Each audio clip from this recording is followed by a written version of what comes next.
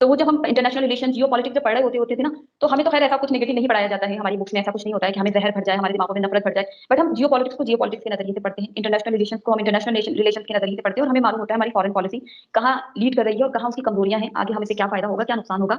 तो international relation में ये चीज को समझना बहुत जरूरी है। बट पाकिस्तान में ये अनफॉर्चुनेटली नहीं समझते हैं, और वो हर एक चीज को एक ही उनका तवाजन है कि हमें वो बस इस्लाम के नजरिए से तोड़ना है, जबकि दुनिया उससे बहुत आगे आगे जा चुकी है। हम लोग जब बात कर रहे होते हैं तो हमारा नजरिया बहुत ही ब्रॉड होता है, हम लोगों के जहन में ये नहीं होता है कि ये हिंदू ये मुस्लिम। वही मेरा नजरिया बना, क्योंकि मेरा कल्चर जो है वो इंडियन है। आप समझ रहे हैं, रिलीजन से मैं किसी भी आती हूँ। आपके मैंने एक शो भी देखा था, रिलीजन फर्स्ट और नेशन फर्स्ट। तो क्या सबका था 80% से ज्यादा, इवन 99% लोगों का था रिलीजन फर्स्ट, उसको हम कैसे सेकंड कर सकते हैं। बट फिर मैं सोचती हूँ कि उन लोगों का क्या जो किसी भी रिलीजन में मानते ही नहीं है, जो जो कहते हैं कि हम किसी भी भगवान में नहीं मानते, हम अल्लाह में नहीं मानते, हम किसी में नहीं मानते। बात तो सही है। वो किसी भी रिलीजन से नहीं आते, तो जब आप उनसे ये सवाल करेंगी तो I don't know, I am very curious कि उनका क्या जवाब आएगा, क्योंकि पाकिस्तान से भी और भारत से भी ऐसे दुनिया में बहुत सारे लोग हो गए जो किसी भी रिलीजन को फॉलो नहीं करते हैं। तो ये सवाल अपने आप में ही बेमानी हो जाता है। तो आपके लिए फर्स्ट क्या आ जाता है, ह्यूमैनिटी, देन आप जिस देश में रहते हैं आपका वो देश। यास्मीन, क्या वजह है कि इंडियन मुस्लिम इंडिया से इतनी सारी मोहब्बत क्यों करते हैं? आपने मेरे एक सवाल के जवाब में इंडिया के बारे में इतना कुछ कह दिया, इंडिया की इतनी सारी तारीफें कर दी। क्या वजह है इंडियन मुस्लिम इंडिया से इतनी मोहब्बत, और पाकिस्तान के हिंदू पाकिस्तान से इतने तंग और नफरत क्यों करते हैं? जी, जी, बहुत अच्छा सवाल है। मैं अगर आप किसी भी भारतीय के पास जाएँगी ना, अपने मुल्क के बारे में, अपने हमारे मुल्क के अंदर बहुत सारे इख्तिलाफ़ात हैं, और हम इख्तिलाफ़ात राय को, डिफरेंसेस ऑफ ओपिनियन जो भी हो, जिसकी भी हो, उसको हम लोग रिस्पेक्ट करते हैं, और हम पाकिस्तान को भी ये संदेश देना चाहते हैं कि रिस्पेक्ट ना करें, रिस्पेक्टफुली डिसएग्री करना सीखें। हम भारतीय मुसलमान, हम लोगों को ये मालूम है कि भारत में हमारा जो कॉन्स्टिट्यूशन है ना, फ्रीडम ऑफ रिलीजन यहाँ पर उसको बहुत तवज्जो दी जाती है। यहाँ पर सना मैम आप जब आएँगी तो ऐसे, अब तो खैर इन चीज़ों पे वर्क किया जा रहा है, अच्छी बात है, क्योंकि हमारे रिलीजन में भी ये कहीं नहीं है कि दूसरे को परेशानी देकर आप अचानक से कहीं रोड पे, सड़क पर कहीं पर भी नमाज़ पढ़ने लगें, या कुछ ऐसा करें जिसकी वजह से किसी दूसरे को तकलीफ हो, वो बिल्कुल हम नहीं चाहते। तो हमारा इंडियन कल्चर, हमारा इंडियन कॉन्स्टिट्यूशन हमें ये अच्छी चीज़ें सिखाता है, जिसकी वजह से सारी दुनिया में आज आप भारत का मकाम देख रहे हैं। हम लोगों को मालूम है हम माइनॉरिटी में हैं, क्योंकि हम सेकंड लार्जेस्ट माइनॉरिटी है, मेजॉरिटी है बल्कि भारत में, लेकिन चूंकि हम माइनॉरिटी ही कहलाते हैं यहाँ पर, अभी सेंसस के अकॉर्डिंग। तो यहाँ पर आप देखेंगे कि हम लोगों में कोई कमी नहीं आई है, हमारा यहाँ पे फोर्स कन्वर्जन नहीं हो रहा है, हम पर रोज अटैक नहीं होते हैं, हम लोगों को यहाँ खत्म नहीं किया जा रहा, हमारी पॉपुलेशन कम नहीं हो रही है, हमारे साथ कुछ इस तरह से नहीं होता कि हमारी मस्जिद में आपने कभी नहीं सुना होगा कि अटैक हुआ। लेकिन हम पाकिस्तान का, जो आपने कहा कि पाकिस्तान के हिंदू या पाकिस्तान के माइनॉरिटी क्यों वो नफरत करते हैं, नफरत का तो मुझे नहीं मालूम, लेकिन मुझे ऐसा लगता है कि वो डरे हुए बहुत ज्यादा है। उनको मालूम है कि धीरे धीरे वो खत्म हो चुके हैं, उनका कल्चर कुछ है नहीं, उनको पाकिस्तान में रहना है, तो पाकिस्तान के हिसाब से उनको चलना होगा। समझ रहे हो? समझ रहे हो आप? समझ रहे हो? उनका इवन आपके यहाँ मुझे कॉन्स्टिट्यूशन में बताइए, आपका कौन सा आर्टिकल माइनॉरिटीज को कोई तहफ्फुज़ देने या उनके प्रोटेक्शन के बारे में बात करता है? कोई भी एक आर्टिकल मुझे बताइए, और यहाँ से मैं आपको फंडामेंटल राइट्स में, फंडामेंटल राइट्स हमारा जो हमारा हक होता है, जमीनी हक, वहां पर हम लोगों को इतनी फ्रीडम है। यास्मीन, मैं तो समझ रही हूँ, लेकिन हमारे पाकिस्तानी ये नहीं समझते। हमने बहुत सारे इंडियन मुस्लिम्स के इंटरव्यू किए हैं, जिन्हें करने के बाद, जिनकी बात सुनने के बाद मेरी अपनी सोच बहुत हद तक बदल गई है। लेकिन पाकिस्तानियों का एक ही कॉन्सेप्ट है कि इंडिया में रहने वाले मुसलमान जो हैं वो महफूज नहीं है, उनको जो है कन्वर्ट करने की कोशिश की जा रही है, उन पे बहुत ज्यादा मजालिम ढाए जा रहे हैं, वहां पे मसाजिद में लाउड स्पीकर में अजान नहीं हो सकती। यकीन करें, ये सुन सुन के ना मेरे भी कान पक चुके हुए हैं, क्योंकि मैं लोगों को बार बार ये समझा समझा कर, ये बता बता के थक चुकी हूँ कि भाई, हमने बहुत सारे इंडियन मुस्लिम के इंटरव्यूज किए हैं, और वो ऐसी कोई बात नहीं करते जो आप करते हैं। तो आगे सुन के राय होती है, भाई वो पेड़ होंगे, उन्हें सरकार की तरफ से पैसे मिलते होंगे, ठीक है, वो मोदी मीडिया होगा, वो डरे होंगे, वो सहमे होंगे। तो क्या मुझे बताएं कि मैंने आपको ये इंटरव्यू करने के लिए कोई पैसे दिए हैं, या आप पर आपकी गवर्नमेंट की तरफ से कोई प्रेशर है कि आपने सिर्फ इंडिया की तारीफें ही करनी है, और आपने ये बताना है कि हिंदुस्तान में रहने वाले मुसलमान जो हैं वो बहुत महफूज हैं और अच्छी जिंदगी गुजारें? ये जो आप मुझे बातें कर रही हैं, ये वाकई में सच है, या फिर आपके पास गन लेकर खड़ा हुआ है? बहुत ही ना अफ़सोस होता है सना जी, ऐसे पाकिस्तान, इसी को तो मैं कहती हूँ कमकली का मुज़ाहरा करते हैं।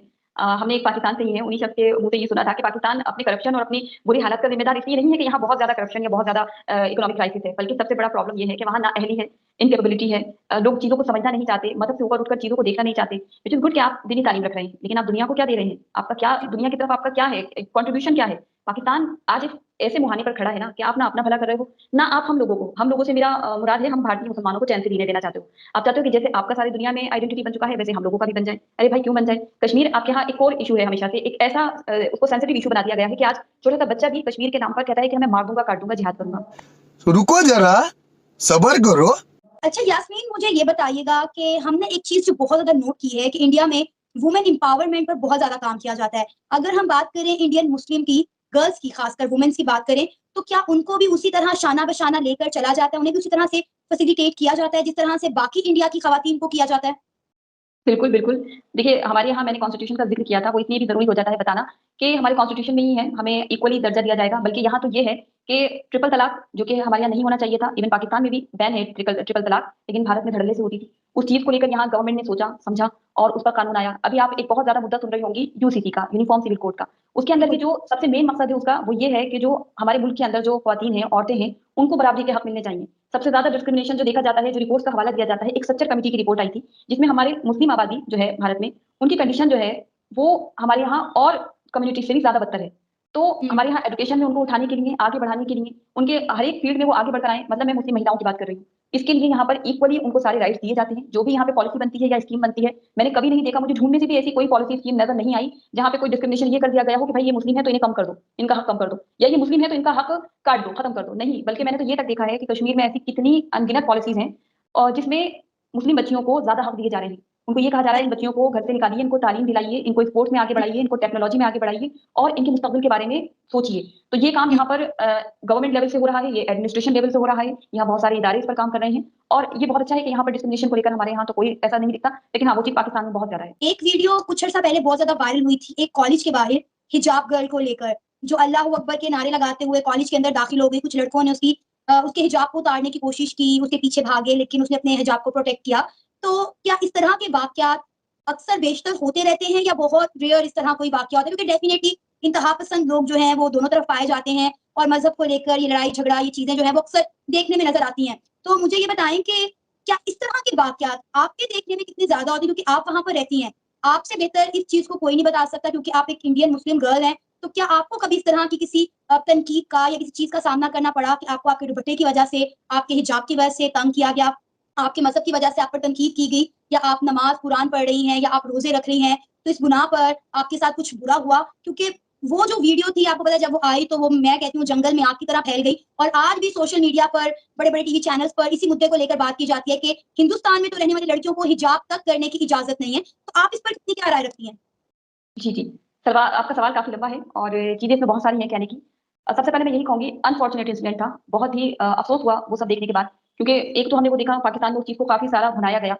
अजीब बात ये लग रही थी कि पाकिस्तान में वो ख़वातीन उस पर बात कर रही थी जो खुद वेस्टर्न कल्चर को फ़ॉलो करी हुई थी। उस वक़्त उनका जो कपड़े थे, मैं किसी के कपड़ों पे कुछ वो नहीं कह रही हूँ, लेकिन ये बात बहुत अजीब लगती है कि आप जिस चीज़ को खुद फ़ॉलो नहीं कर रही हैं, उस पर भारत को आप भारत पे तनकीद कर रही हैं, भारत को उस चीज़ के बारे में बता रही हैं। दूसरा ये कि वो बहुत ही अनफॉर्चुनेट हुआ था जो कुछ हुआ था।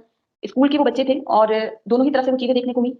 एक तरफ से देखा गया एक मजहबी नारा लगा, दूसरी तरफ से देखा गया दूसरा मजहबी नारा लगा। हम लोगों को बल्कि ये अफ़सोस हो रहा था कि अगर इसकी जगह ये लोग भारत माता की जय, वंदे मातरम कहते तो कितना अच्छा होता।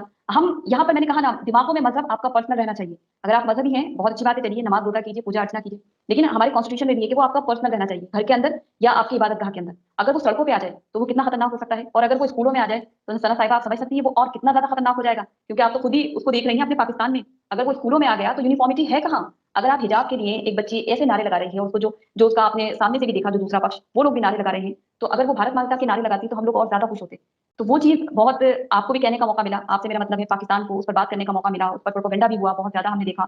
तो ये मैं हमारे भारतीय जितने भी बच्चे यहाँ देख रहे हैं, स्टूडेंट भी देख रहे हैं, मैं उनसे भी कहूँगी कि अपने आप को कभी भी इस तरह की किसी भी चीज़ों में मुलविस मत करना, कि ऐसे दूसरे किसी मुल्क को हमारे ऊपर उँगली उठाने का मौका मिले, क्योंकि हमारा कल्चर, हमारा एजुकेशन हमें ये सब नहीं सिखाता। और सना जी, ये जो यूनिफॉर्म सिविल कोड की बात कर रही हूँ, उसमें ये तमाम चीज़ें हैं। यूनिफॉर्मिटी आएगी, बहुत सारी चीज़ें ऐसी हैं जिसमें डिस्क्रिमिनेशन होता है आपस में ही, वो एक उस लेवल पे जाकर के हमको हिजाब पहनना है, अरे इसने तो ऐसे वो पगड़ी पहन रखी है तो हम ऐसा करना है। बच्चों में वो चीज़ें नहीं होनी चाहिए।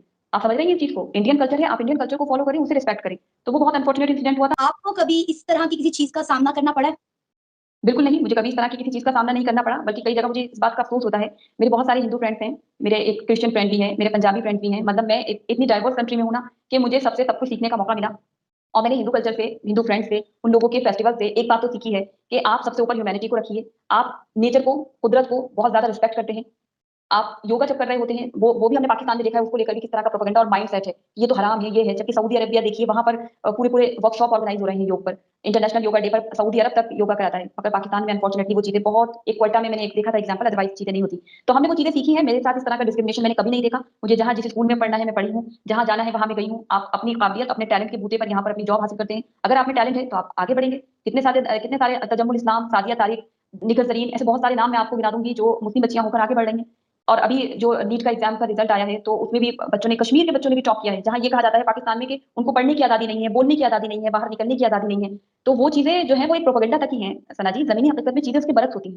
क्योंकि अगर इस तरह की बात करें तो इस चीज़ पे हम लोगों को प्राउड फील होता है कि हम एक डाइवर्स कंट्री में हैं, और ये डाइवर्सिटी ही यहाँ की यूनिटी है, और हमारे भारतीयों को भी इस चीज़ का एक जी। चीज और पाकिस्तान की अवाम में बहुत ज्यादा पाई जाती है कि जो मोदी सरकार है, आपके प्राइम मिनिस्टर नरेंद्र मोदी साहब है, वो एंटी मुस्लिम है। हम कई बार पाकिस्तान के अवाम को ये बता चुके हैं कि भाई अगर वो एंटी मुस्लिम होते तो बहुत सारे मुसलमान वहाँ पे इतनी खुशहाल जिंदगी ना गुजार रहे होते और बाकी मुस्लिम कंट्रीज के साथ इंडिया के ताल्लुकात कुछ बहुत ज्यादा अच्छे ना होते। लेकिन अफसोस के साथ कहना पड़ रहा है कि यहाँ की अवाम के लिए ये बात समझना जो है वो नाकाबिले कबूल है। वो ये बात समझना ही शायद नहीं चाहते, उनके लिए बहुत मुश्किल है इस बात को समझना।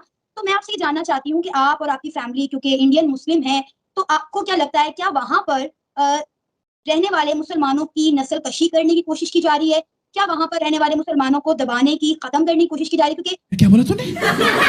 नरेंद्र मोदी के साथ गुजरात वाले इंसिडेंट को जो है वो बहुत ज्यादा मुंसलिक किया जाता है। तो आप क्या कहना चाहेंगे उन पाकिस्तानियों को, उन लोगों को जिनका ये माइंडसेट बना हुआ है कि इंडिया के prime minister Narendra Modi anti Muslim है? जी, सना जी, आपने जो ये सारी बात कही है, यहाँ पर बहुत सारी सरकारें रही हैं और पाकिस्तानियों की ये सबसे बड़ी कमी है उनके अंदर कि वो तो ना ही जानकार हैं, ना वो इल्म हासिल करते हैं और ना ही वो भारत के बारे में ज़्यादा समझ पा रहे हैं।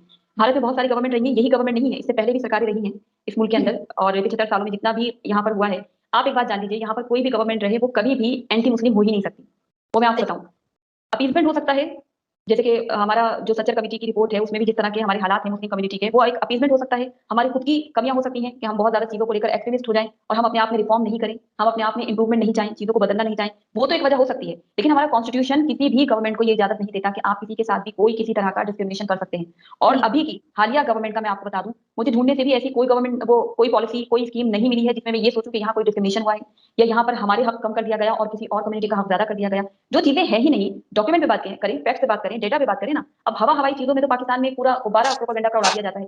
और कुछ तो हैरान की बात यह है कि हमारे ही मुल्क में से भी कुछ चीजें ऐसी आवाजें निकल कर आती है जो एक प्रोपेगेंडा बतौर बात कर रही होती है। क्योंकि आम जो इंसान है ना, उसे दवाई कमाई पढ़ाई से ही फुर्सत नहीं है। सही बताऊं तो उसका मेन मकसद ये होता है कि मेरा बच्चा अगर पढ़ लिख गया है तो उसको रोजगार मिल जाए, ये अच्छी पोजीशन हासिल कर ले, बच्चे में काबिलियत होगी तो वो हिंदू मुस्लिम से कोई फर्क नहीं पड़ता। यहाँ पर अगर आपका बच्चा काबिल है तो चाहे वो किसी भी कम्युनिटी से आता है, तो बहुत सारे मैंने देखे हैं स्टूडेंट्स जो इतने ब्राइट है लेकिन उनका अभी कोई जॉब नहीं लगा है तो वो हिंदू कम्युनिटी से हैं। अब मैं ये कह दूं कि भाई ये तो हिंदू थे, उनके साथ कैसे डिस्क्रिमिनेशन हो गया, इनको जॉब क्यों नहीं मिली? तो यही बात है ना कि आप काबिल हैं, आप हासिल करेंगे, आपको जो आपने अपनी मेहनत से हासिल करना है। अब उसको लेकर एक पूरा मुल्क पॉलिसी बनाता है, उसको लेकर आपके यहाँ सियासत होती है, उसको लेकर अंतर्राष्ट्रीय स्तर पर जाकर आप कश्मीर, भारतीय मुसलमान, बाबरी मस्जिद, गुजरात, ये सारे मुद्दे उछाले जाते हैं। आपके फॉरेन मिनिस्टर इतने भड़काऊ बयान देते हैं भारत के प्रधानमंत्री को लेकर। आपने देखा होगा अभी ही हाल में हमारे फॉरेन मिनिस्टर और हमारे डिफेंस मिनिस्टर ने स्टेटमेंट दी पीओके को लेकर। वो कितनी ऑफिशियल स्टेटमेंट थी, उसमें अल्फाजों का जो इस्तेमाल किया गया था वो भी आपने देखा होगा। किसी तरह से हमने किसी को बुचर नहीं कहा, किसी तरह से भारत ने किसी को ऐसे पोक नहीं किया कि वो आपको अनऑफिशियल लैंग्वेज लगी हो।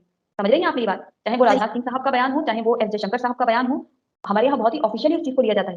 लेकिन पाकिस्तान से वो चीजें जिस तरह से बेतुकी आती हैं या ये कह दिया जाए कि हम लोग मुसलमान हैं, हमारे साथ बड़ा डिस्क्रिमिनेशन होता है। अब आपको मैं एक छोटा सा, आपने गुजरात और मस्जिद का जिक्र किया, बाबरी मस्जिद का। बाबरी मस्जिद का जो पूरा खुदाई हुआ था, मैं बहुत ही आसान अल्फाजों में थोड़ा सा समझा दूं। के मोहम्मद साहब जो उसके आर्कियोलॉजिस्ट थे, के मोहम्मद जो खुद मुसलमान हैं, उन्होंने वो सारा खुदाई, उन्होंने वो सारी रिपोर्ट बनाई थी और उन्हीं की रिपोर्ट के बाद वो सारी चीजें उस पर वर्क होना शुरू हुआ था कि बाबरी मस्जिद में पहले क्या था। पहले वहां पर 1200 ईस्वी का मंदिर, वो तमाम चीजें वहां पर थी। अभी देखिए इतनी बड़ी बड़ी बातें पाकिस्तान में कर दी जाती है कि मस्जिदों पे ये लाउड स्पीकर का आपने जिक्र किया। लाउड स्पीकर के लिए किसी एक तबके, किसी एक कम्युनिटी से नहीं कहा गया था, पूरे मुल्क के लिए ये बात थी भाई। आपकी लाउड स्पीकर की वॉल्यूम उतनी होनी चाहिए जिससे किसी ना स्टूडेंट को, ना किसी मरीज को, ना ही किसी आम शख्स को किसी तरह की कोई परेशानी नहीं होनी चाहिए। तो भाई आप किस तरह के इस्लाम की बात कर रहे होते हैं पाकिस्तान में बैठकर? अगर आप क्या है तो पहले तो लाउड स्पीकर ही हराम था। लाउड स्पीकर, प्रिंटिंग मशीन, ये सारी चीजें तो हराम की कैटेगरी में डाल दी गई थी ना। अब ये एकदम से इतनी हलाल कैसे हो गई कि आप भारत में ही उस चीज का कि भाई भारत में लाउड स्पीकर पे बैन लगा दिया? तो भाई ये क्या बात हुई? इस तरह से कोई नमाज पर बैन नहीं है, किसी तरह की आपको जो रिलीजियस प्रैक्टिस करनी है आप करते हैं, बल्कि इतना ज्यादा खुल के करते हैं कि पहले सड़कें घेर दी जाती थी। हालांकि अब वो चीज को रोका जा रहा है और ये बहुत अच्छी बात है कि कुछ लोग भी कॉपरेट कर रहे हैं, हमारे मुस्लिम कम्युनिटी से भी लोग कॉपरेट करते हैं। वो एक आध छुटपुट घटनाएं जरूर आ जाती हैं। तो मैंने कहा ना, बहुत बड़ा मुल्क है, हम 130 करोड़ से भी ज्यादा आबादी वाला मुल्क हो चुके हैं और आप अंदाजा लगा सकते हैं कि इतने बड़े मुल्क में बहुत सारी घटनाएं होती हैं। लेकिन आप एक्सेप्शनल केसेस को अगर कह दें कि यही रूल है उस कंट्री का, विच इज नॉट पॉसिबल। वो तो आपका प्रोपेगेंडा है, वो हम लोगों को जाहिर दिखता है। तो वो पाकिस्तान का प्रोपेगेंडा चलता है, हमारे साथ कोई डिस्क्रिमिनेशन नहीं होता। अगर चीजें होती हैं तो उसको मैं ये कह सकती हूँ कि वो किसी के जाति मफाद के लिए वो कोई चीज कर दे तो कर दे। लेकिन अगर आप ये कहें कि हमारी फॉरेन पॉलिसी, डोमेस्टिक पॉलिसी, हमारे कॉन्स्टिट्यूशन में किसी तरह का भेदभाव है या हमें हमें किसी तरह के हुकूक नहीं मिल रहे हैं, तो जो चीज है ही नहीं उसको कैसे एक्सेप्ट किया जा सकता है? इस तरह से तो कुछ भी नहीं है जी। अच्छा Yasmeen, as a Indian Muslim girl, आप इंडिया में अपना क्या फ्यूचर देख रही हैं? और अगर आप इंडिया की बजाय पाकिस्तान में होती तो आप आपका फ्यूचर क्या होता? क्या सोच रही हैं आप इसके बारे में? सना जी, आपके सारे सवाल एज अ मुस्लिम ही हो गए और एज अ इंडियन मुस्लिम हो गए।